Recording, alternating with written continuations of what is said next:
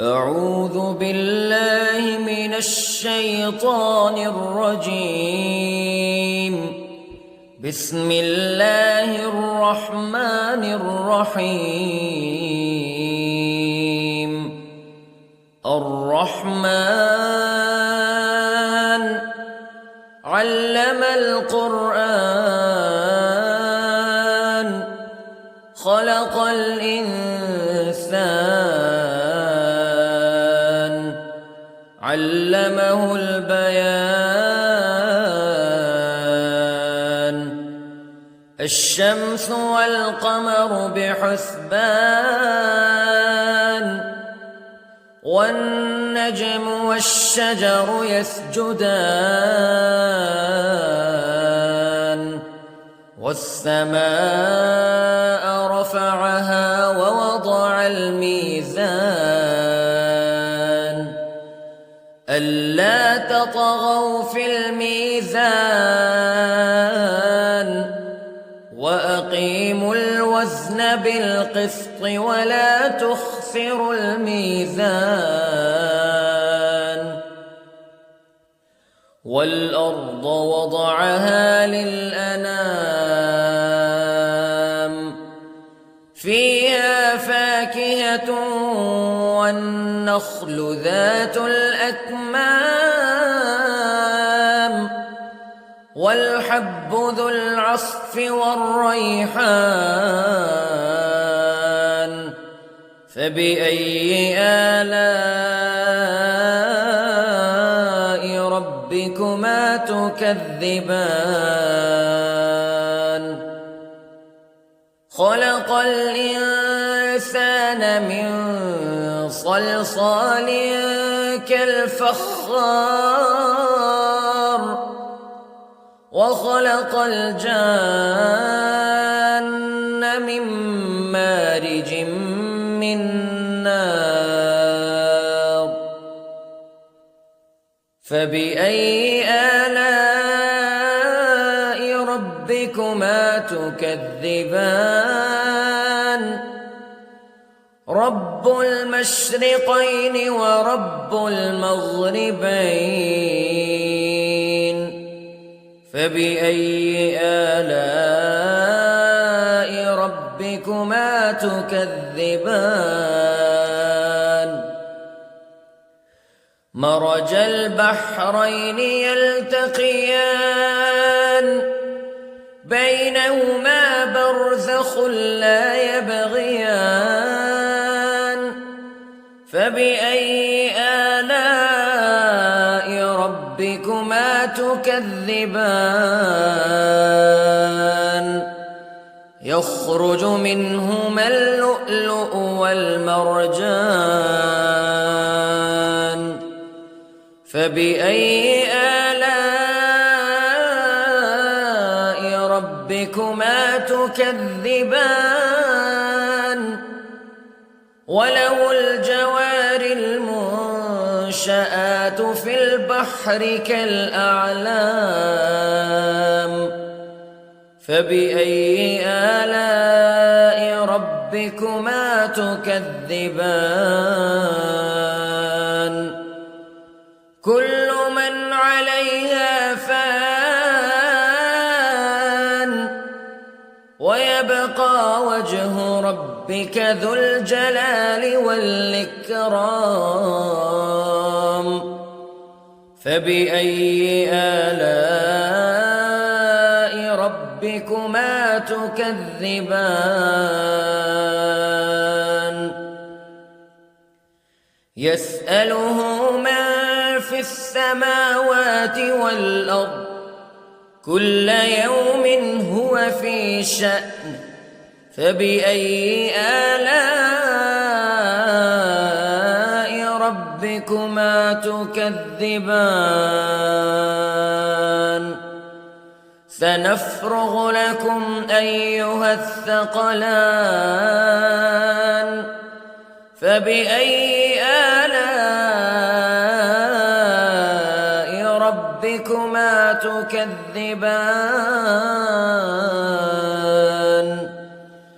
يا معشر الجن والإنس استطعتم أن تنفذوا من أقطار السماوات والأرض فانفذوا لا تنفذون إلا بسلطان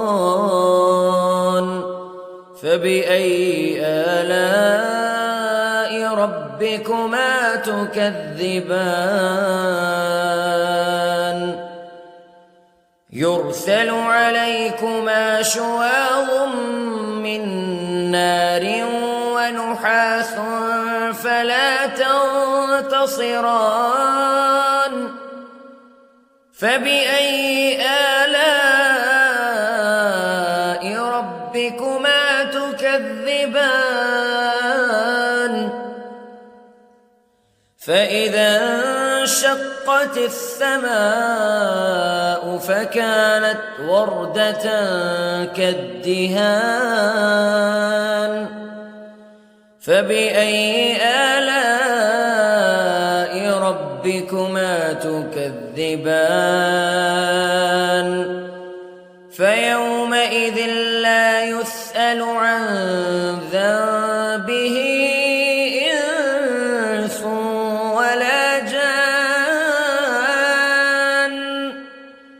فبأي آلاء ربكما تكذبان يعرف المجرمون بسيماهم فيؤخذ بالنواصي والأقدام فبأي آلاء ربكما تكذبان هذه جهنم التي يكذب بها المجرمون يطوفون بينها وبين حميم آن فبأي آلاء ربكما تكذبان ولمن خاف مقام ربه جنتان فبأي آلاء ربكما تكذبان ذواتا أفنان فبأي آلاء ربكما تكذبان فيهما عينان تجريان فبأي آلاء ربكما تكذبان فيهما من كل فاكهة زوجان فبأي آلاء ربكما تكذبان متكئين على فرش بطائنها من استبرق وجنى الجنتين دان فبأي آلاء ربكما تكذبان فيهن قاصرات الطرف لم يطمثهن إنس قبلهم ولا جان فبأي آلاء ربكما تكذبان كأنهن الياقوت والمرجان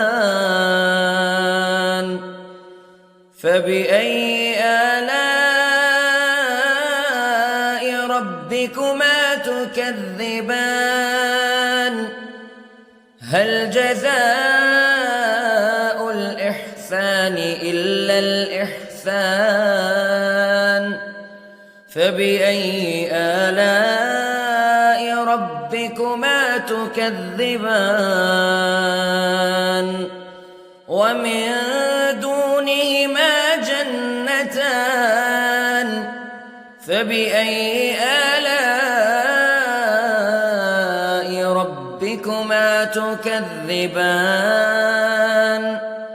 مدهامتان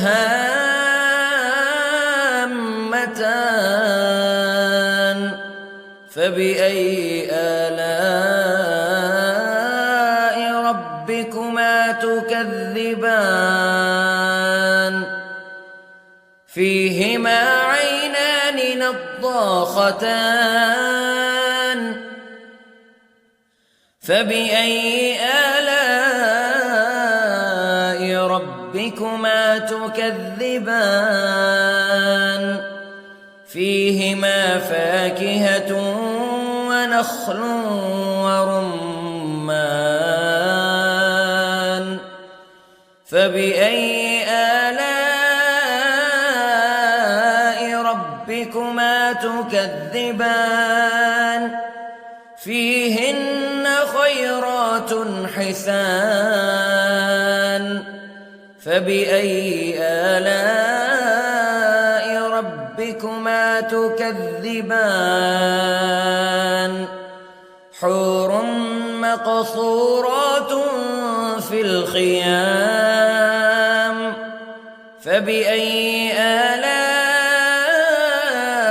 ربكما تكذبان لم يطمثهن إنس قبلهم ولا جان فبأي آلاء ربكما تكذبان متكئين على رفرف خضر وعبقري حسان فبأي آلاء ربكما تكذبان تبارك اسم ربك ذي الجلال والإكرام